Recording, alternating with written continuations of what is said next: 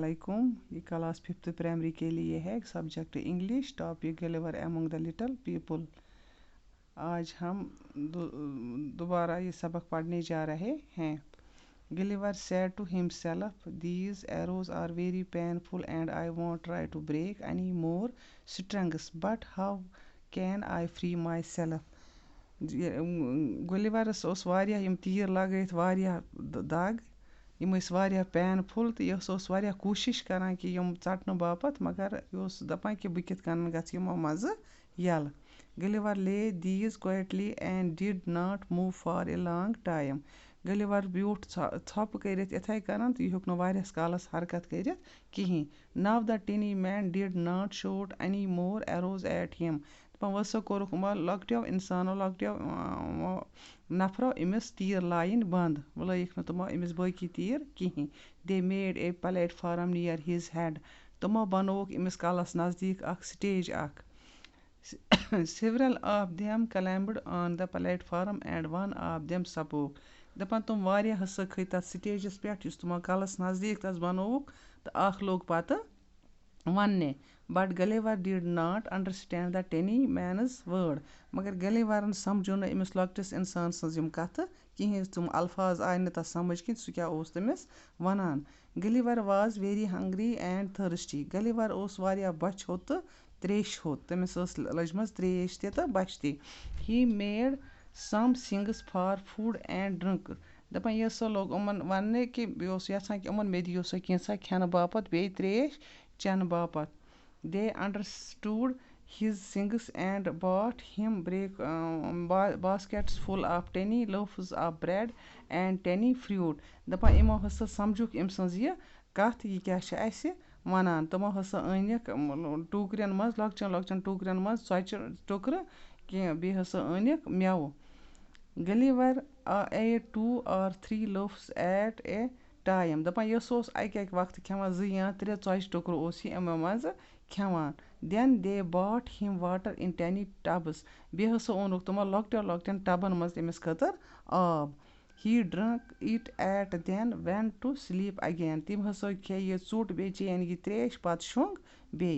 The men then went to their king and said, यम छुट नफर लकट नफर तुम गई पन्निस बादशाहस निश वोनुक तस, there is a gate near the seashore. दपा ये हस अख देव जैसा इंसान हस ये समंदर बटिस पे. He was sleeping and we tied him to the ground. सो शिंगित मग अस हस कोर सो जमीन सत बंद. What shall we do with him? अस क्या करो तस. The king wanted to see the gate for himself. युस यो अत्युक यो बादशाह ओस यस ओस इमिस यछान वुछुन इमिस देव जैसा इंसान. अमन ओस बासान ये देव हियो मन इंसान तम इमिस ये मिश नाव सत पुकारान. सो ओस यछान इमिस वुछन. He said तिम वोनक, make a very big cart, put the gate on it and bring him there. तमो दोपुक तमन तुह अनियो अख काठी अख मतलब अख रेड हिउ अनियो तुह जन अनियो बनायित तथ मज बरियोन सो ये इंसान. The tiny man soon made a wooden cart. It was 2 meters long and 1 meter wide and it had 22 wheels. अमा लकट इंसान गई तो ओनिक अख लकड़ी हंस अख काठी अख बनायित युस हसा 2 मीटर जीट तो बे हस 1 मीटर सो थज खज वाइड गई खज. And it had 22 wheels. अथ कत्या 22 टर् 22 wheels. 22 बनाई हस टर् ईचा ये गाड़ी बड़ अमिस इंसान सद बापत. The wheels were also made of wood. यम अमिक टर् बनाई तुम लकड़ी हंद. Hundreds of tiny horses pulled the cart and hundreds of tiny men joined together to tie Gulliver to it. दपा युस ये काठ टांग हिउ ओस मा बनोमुत अथ हत बदी गुड़ उमो लगमुत यम तथ लमान बे हस हत बदी लकट लकट नफर यम अथ यमो ये Gulliver तुलुक तो बोरुक अथ टांगस अथ काठी पेट थोव गंडित. Then the horses pulled the cart with Gulliver on it. Yum پتہٕ ہسا وٕتھۍ یِم گُرۍ ٲسۍ اَتھ کاٹھی لَمان اَتھ پَکناوان ٲسۍ گُلِورَس اَتھ پٮ۪ٹھ. The next day they reached the gate of the city.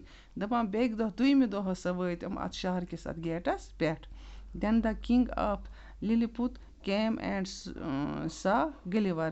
یُس یہِ بادشاہ لِلپُتَن ہُنٛد یہِ بادشاہ اوس یہِ ہسا درٛاو أمِس وٕچھنہٕ باپتھ نٮ۪بر.